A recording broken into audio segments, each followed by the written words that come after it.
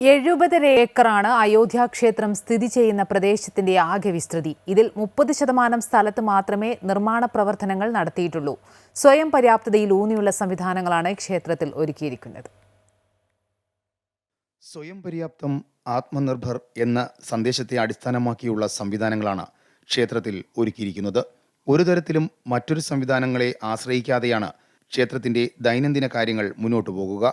ക്ഷേത്രത്തിന്റെ പ്രതിദിന നടത്തിപ്പിനായി നഗരസഭയെയോ ജില്ലാ ഭരണകൂടത്തെയോ ആശ്രയിക്കേണ്ടി വരില്ല എന്നതാണ് ഇതിൽ ശ്രദ്ധേയം.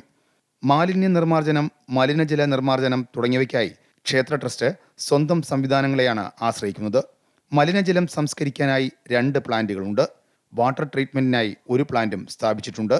തടസ്സമില്ലാത്ത വൈദ്യുതി ലഭ്യത ഉറപ്പാക്കാൻ പവർ സ്റ്റേഷനിൽ നിന്നും ക്ഷേത്രത്തിലേക്ക് ഡെഡിക്കേറ്റഡ് ലൈൻ സ്ഥാപിച്ചിട്ടുണ്ട്. വൈദ്യുതിക്കായി ജനറേറ്ററുകളും സജ്ജമാണ്.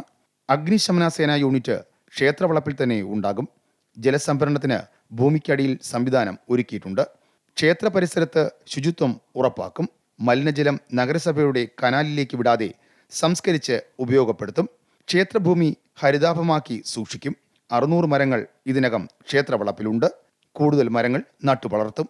100 വീതം ശൗചാലയങ്ങളും കുളിമുറികളും അടങ്ങിയ ശൗചാലയ സമുച്ചയങ്ങളും അങ്കണത്തിൽ തയ്യാറാക്കുന്നുണ്ട്. അടിയന്തര സാഹചര്യത്തിൽ വാഹനങ്ങൾക്ക് സഞ്ചരിക്കുവാനുള്ള പാതയും നിർമ്മിച്ചിട്ടുണ്ട്.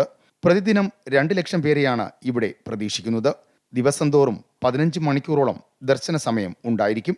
ക്ഷേത്രത്തിലെത്തുന്ന അംഗപരിമിതിയുള്ളവർ, വൃദ്ധർ തുടങ്ങിയവർക്ക് പ്രത്യേക കരുതൽ എന്ന നിലയിൽ ക്ഷേത്രത്തിൽ ലിഫ്റ്റുകളും റാമ്പുകളും ഒരുക്കിയിട്ടുണ്ട്. ചെരിപ്പിട്ട് ക്ഷേത്രത്തിലേക്ക് പ്രവേശനമില്ല. അതിനാൽ ഒരേ സമയം 25,000-ത്തിലധികം പേർക്ക് ചെരുപ്പ് സൂക്ഷിക്കാൻ കഴിയുന്ന സംവിധാനവും വിശ്രമ സങ്കേതവും ആരോഗ്യ പരിപാലന കേന്ദ്രവും ഉൾപ്പെടെ ഇവിടെ ഒരുക്കിയിട്ടുണ്ട്. News desk, Amrita news.